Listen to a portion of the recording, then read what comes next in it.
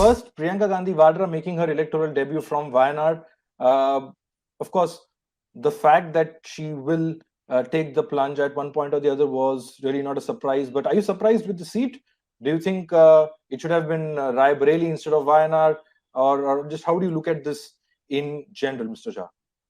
Shubham, good evening. I do feel that my friend Sujit needed a break after all the hectic hard work he's done over the pretty grueling summer. But yeah, I think, whatever is happening in terms of the Congress's strategy seems to be on the right track. Rahul Gandhi definitely could not have surrendered Raebareli after winning it, especially because of Amethi and what happened in the last election. Otherwise, he would have been conspicuous for being completely, absent from Uttar Pradesh for 10 years, which in Indian politics you really can't afford to do so. Especially given the fact that, at the end of the day, uh, that part of Raebareli Amethi remains a very strong Gandhi family bastion.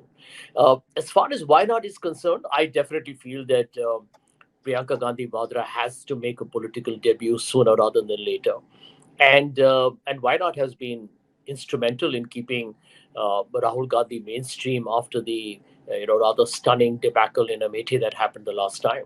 So end of day, not an easy choice. It's a predicament for any leader to win from two places by large margins and have to give up one. But if you look at the Priyanka factor, she has been in the back end for a long time, and I think it was necessary, for her to make a very strong statement of her future, political intent by standing for a Lok Sabha ticket.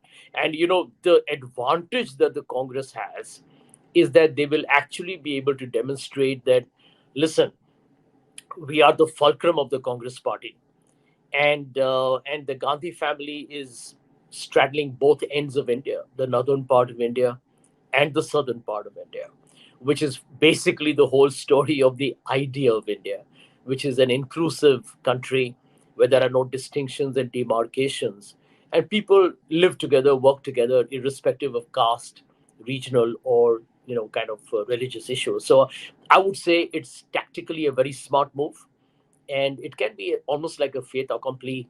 Priyanka Gandhi Vadra should win from Wayanad with a big margin. Right.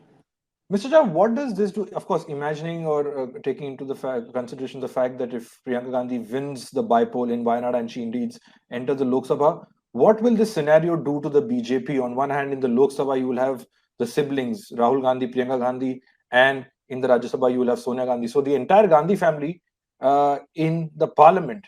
Will it make the BJP nervous? And It what will should. it do to the opposition as well?